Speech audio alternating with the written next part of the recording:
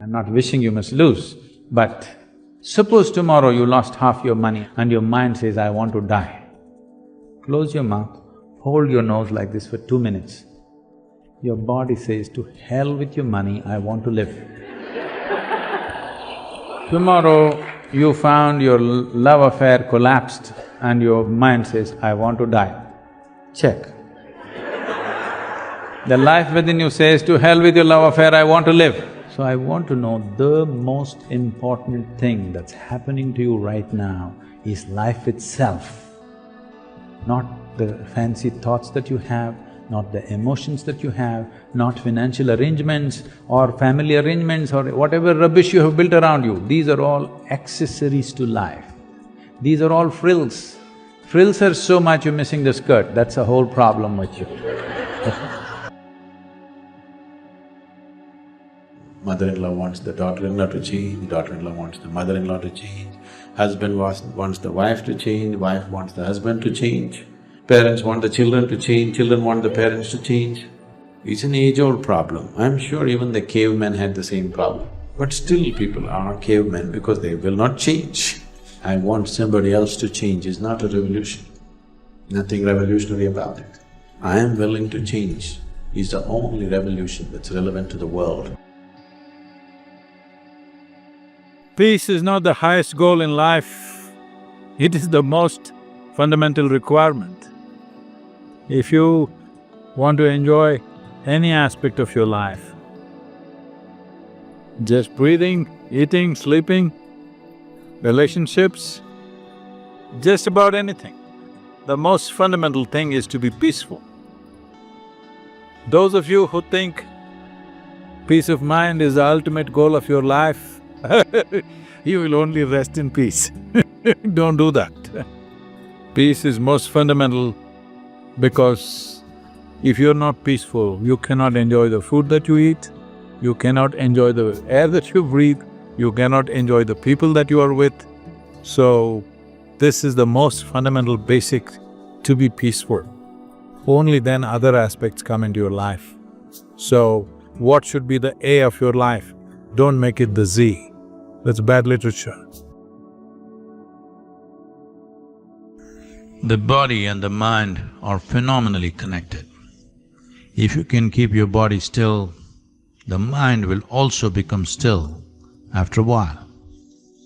The science of Hatha Yoga is not about just turning and twisting, it is about activating the body in such a way on the energy level and the cellular level that body becomes competent to become still, still to its very core.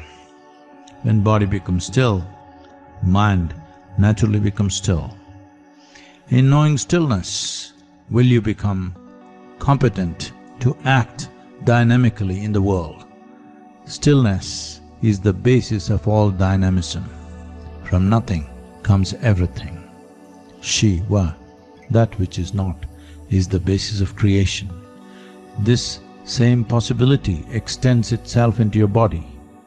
By bringing your body to absolute stillness, you shall know life in ways that you have not imagined possible.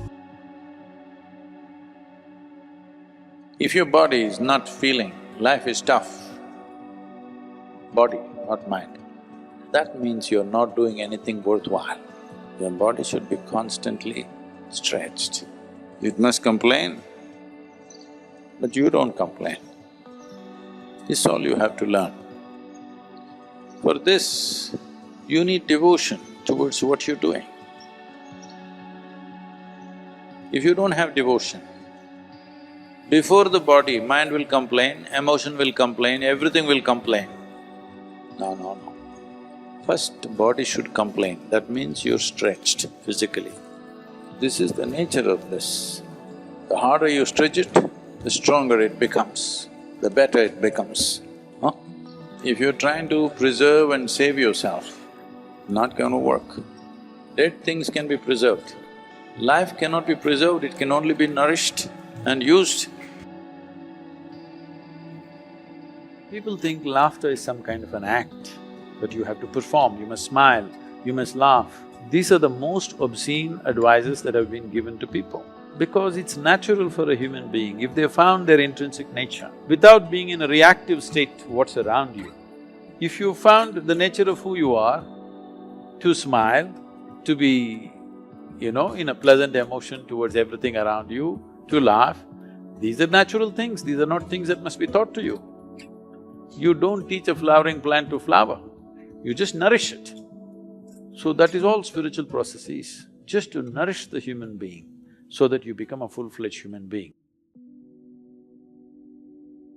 You're not able to do what someone else is able to do so what? You do what you can do in the best possible way, that's all that matters in life. Above all, life is not about what you do, it's about how you are.